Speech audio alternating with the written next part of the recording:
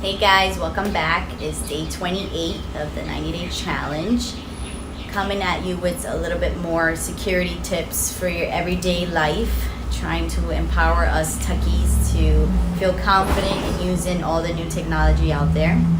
Yesterday we were talking about Wi-Fi networks and what they are used for, how to protect ourselves, and what to look out for.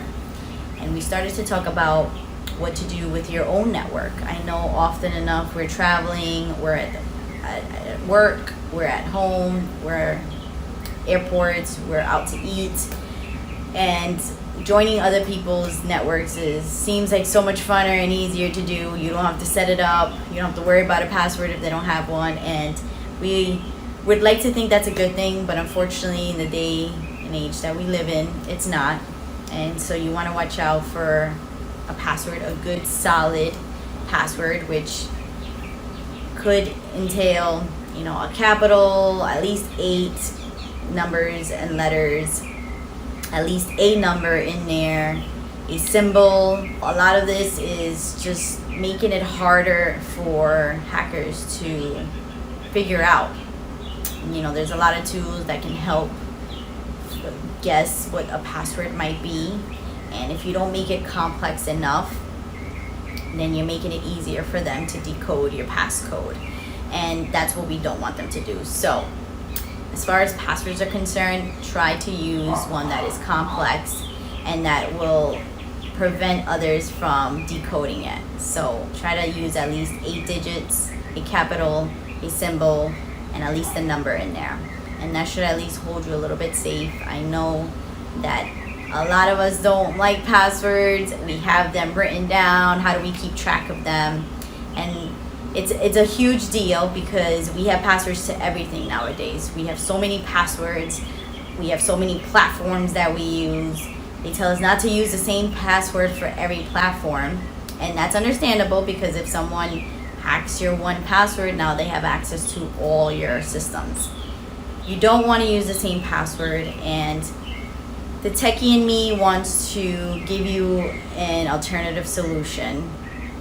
I know not everyone's going to use this, but it's a great solution for you to use.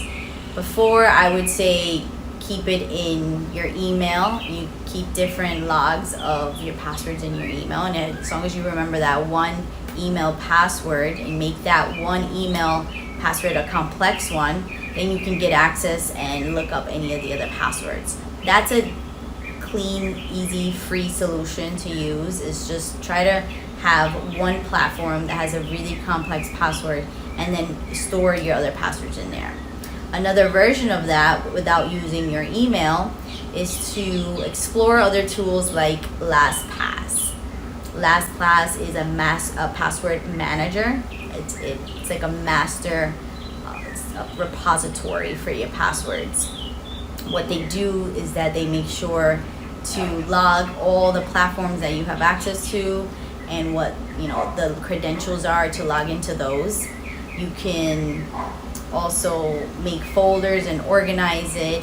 It will offer you and generate complex passwords so that you don't have to think of them on your own. And then what makes it so much easier to use is that they have plugins for your browsers like Chrome that you can use, and then they also have like applications on your mobile phone that you can download. So if I have LastPass app on my phone, whenever I go to log into something on my phone through a browser or through another application, LastPass will say, hey, I got the password for that, do you want it? And it just automatically fills it in for you. So in that way, you only have to remember your master password for LastPass, which is your password manager, and then you'll have access to all the other passwords. So gone are the days of writing your passwords down. Do not, I repeat, do not share your passwords with anyone that you just can't trust. Obviously we all have to have at least one trusted platform or solution in order to gain access to all the other passwords. So LastPass will allow you to do that. Email, if you use it correctly, would allow you to do that. Google also has a form of account recovery that allows you to assign someone in case of anything were to happen to you, or if you can't gain access, what are your backup methods. So it'll allow you to enter a backup email address so that you can recover your passwords, and also assign an individual that would gain access to all your Google Home, your platform, in case that you were to pass or an emergency. They will have rights to access your information and pull anything that they might need to address any situations that they may need to address in your absence. So LastPass, don't write your passwords on post-its. Do not put them around your monitors. Don't put them under your keyboard. It's just not safe, guys. I know it's easy, but sometimes, unfortunately, easy means trouble. Don't think that it's no one wants your password. If you have anything to your name, even if it's $100, just make sure you want to protect that. So passwords are the way to go, but I know it gets complicated. Way too many passwords to keep track of. So use a password manager. I know there's more than one out there, and the solutions are available. LastPass does offer a paid version, which allows you to use it on your desktop and your mobile, but the free version allows you to use it from either all the time on your mobile or all the time from the desktop. I know most people use their phones nowadays, so I would probably go with that option, but it's a great tool. Give it a try and let me know what you guys think. What are you guys using for your passwords? Stay tuned. Keep teching, guys.